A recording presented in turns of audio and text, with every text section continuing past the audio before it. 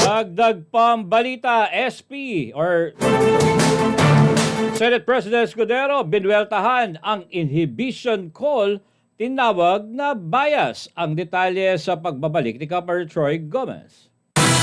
Sa isang panayam, iginit ng pinuno ng Senado na ang mga nananawagan tulad ni ACT Teachers Party List Representative Franz Castro ay malinaw ang posisyon. Pumirma sila sa impeachment, so klarong anti-Sara sila, klarong pabor sila sa impeachment. Ayon pa kay Escudero, ang anumang panawagan, pabor man o kontra kay Vice President Sara Duterte ay isang bagay na bias. Ulitin ko ang sagot ko. Anumang panawagan o kahilingan ng sinumang biased na, pabor man o kontra sa impeachment, pabor man o kontra kay VP Sara, hindi namin didinggin o papakinggan dahil biased nga sila eh.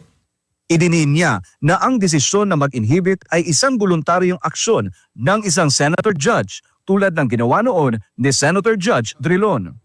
But generally, ang pag-recuse, ang pag-inhibit is voluntary on the part of the impeachment court judge.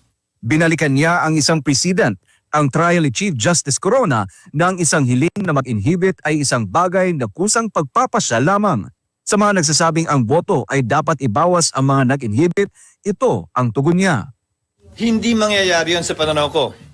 Hypothetical na naman yan.